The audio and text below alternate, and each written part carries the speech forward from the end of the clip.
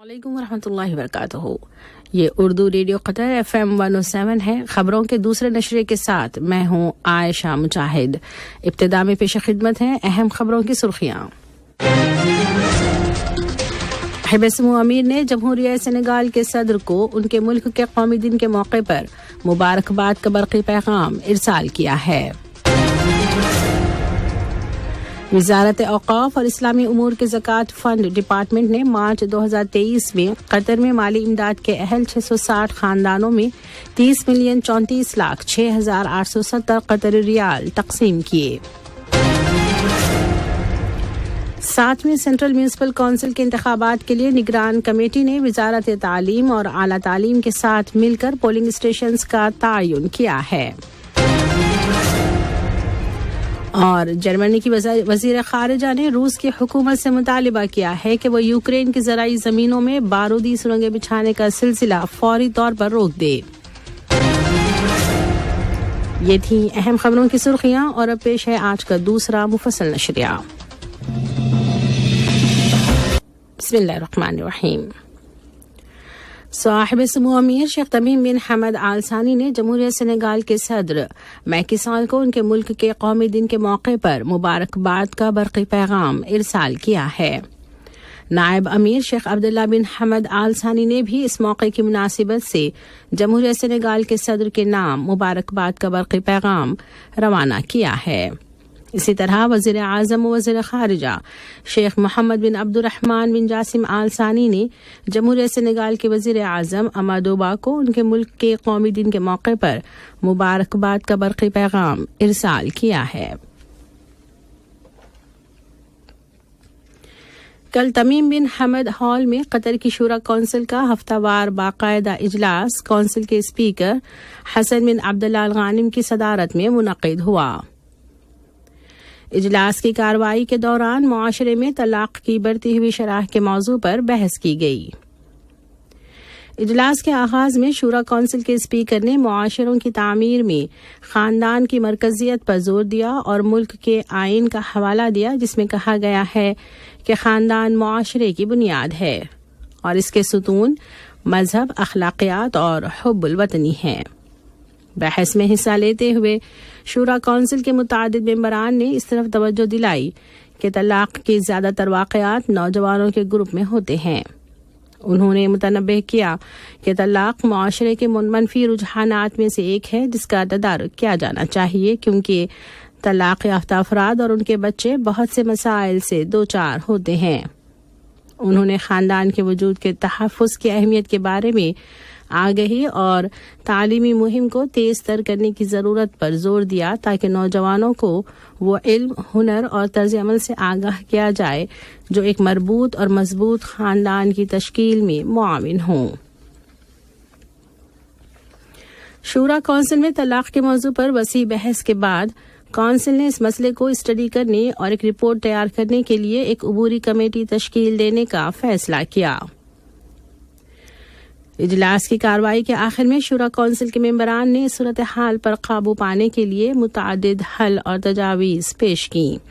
इनमें सबसे नुमाया तजवीज़ ये थी कि ख़ानदान के हवाले से मौजूदा क़वानीन और आइन साजी पर नज़रसानी की जाए और तलाक के वाक़यात को रोकने और कम करने के लिए ठोस इक़दामात किए जाएं।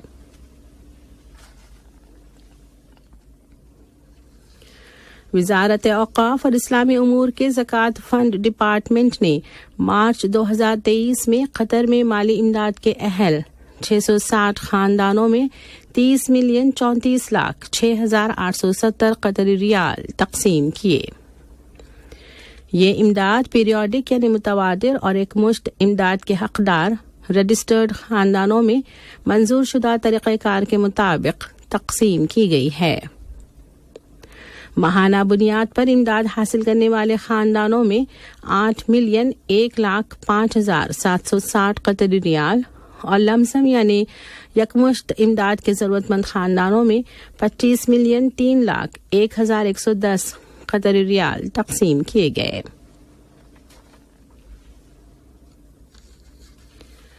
7ویں سینٹرل میونسپل کونسل کے انتخابات کے لیے نگران کمیٹی نے وزارت تعلیم اور اعلیٰ تعلیم کے ساتھ مل کر پولنگ اسٹیشنز کا تعین کیا ہے۔ کمیٹی نے آج ایک بیان میں کہا کہ ملک بھر کے 29 حلقوں کے لیے مجموعی طور پر 29 سرکاری اسکولوں کو پولنگ اسٹیشنز کے طور پر آئیڈینٹیفائی کیا ہے۔ کمیٹی نے کہا ہے کہ وہ اس بات کو یقینی بنانا چاہتی ہے کہ شہریوں کو انتخابی مراحل میں آسانی فراہم کرنے کے لیے منتخب اسکولوں میں تمام سہولیات موجود ہوں۔ بیان میں مزید کہا گیا ہے کہ کمیٹی نے 30 اپریل سے 4 مئی تک کی مدت کو ابتدائی انتخابی مراحل کے طور پر مقرر کیا ہے، جس کے دوران ووٹر رجسٹریشن درخواستیں بھی وصول کی جائیں گی۔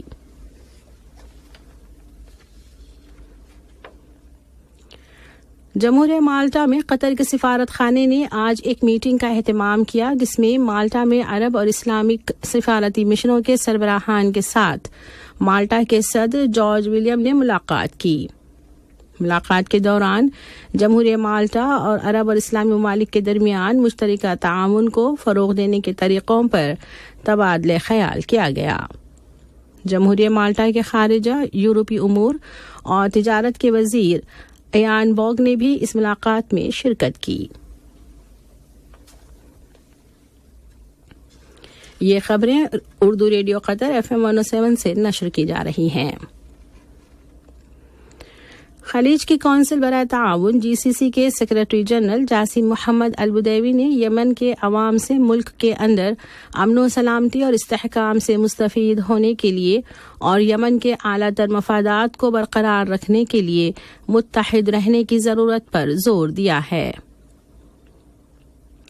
انٹرا یمنی کنسلٹیشنز کے 1 سال مکمل ہونے کے موقع پر GCC کے سیکرٹری جنرل نے گزشتہ سال 29 مارچ سے 7 اپریل تک GCC کی میزبانی میں ہونے والی مشاورت کے دوران پیش رفت کی تعریف کی، جس میں یمن کی قیادت، ایوان نمائندگان کے اراکین، شورا کونسل کے ممبران، سیاسی پارٹیوں اور سول سوسائٹی کے نمائندوں نے شرکت کی۔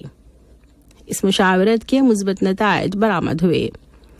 سیکرٹری جنرل کا کہنا ہے کہ GCC کو یقین ہے کہ یمن کے عوام جو حکمت اور ایمان کی پہچان ہیں، اپنے مقاصد کے حصول میں کامیاب ہوں گے۔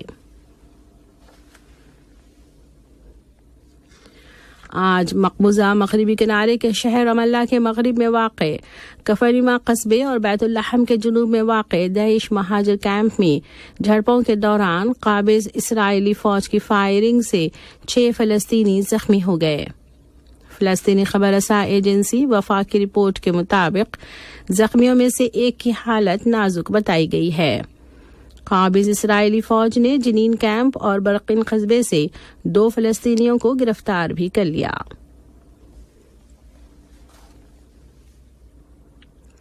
جرمنی کی وزیر خارجہ اینیلا بربوک نے روس کی حکومت سے مطالبہ کیا ہے کہ وہ یوکرین کی زرعی زمینوں میں بارودی سرنگیں بچھانے کا سلسلہ فوری طور پر روک دے۔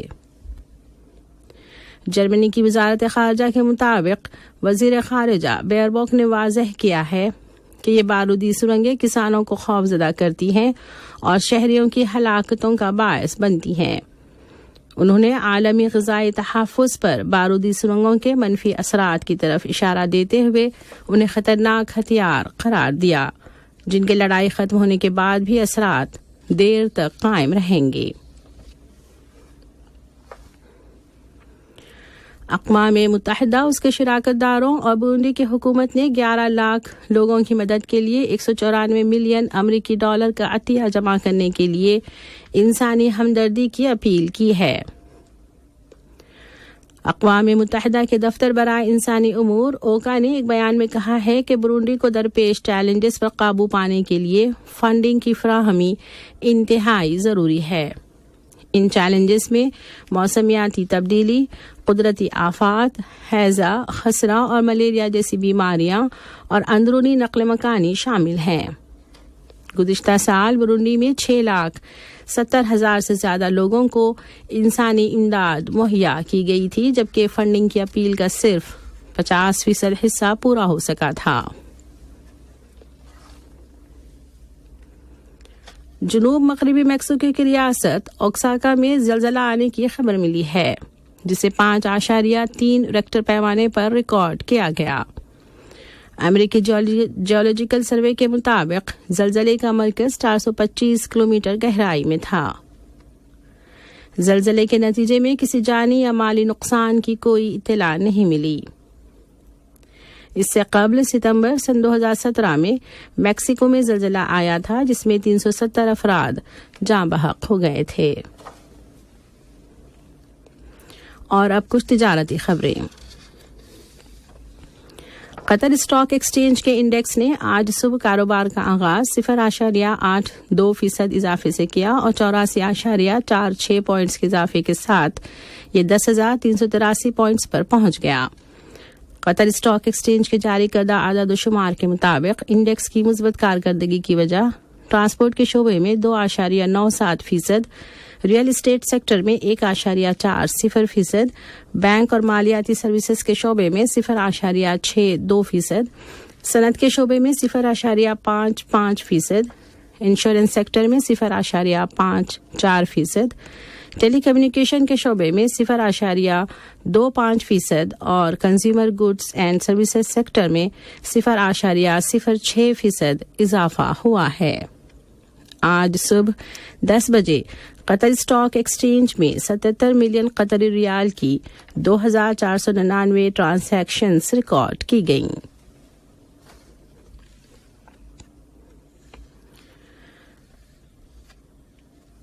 انویسٹمنٹ پروموشن ایجنسی قطر IPA قطر نے ملک کے اندر سرمایہ کاروں کے لیے پہلا ڈیجیٹل پلیٹ فارم انویسٹ قطر گیٹ وے کا آغاز کیا ہے۔ آج صبح IPA قطر نے ایک بیان میں کہا کہ یہ پلیٹ فارم قطر میں غیر ملکی سرمایہ کاروں اور کمپنیوں کے لیے مفت آن لائن وسائل فراہم کرے گا۔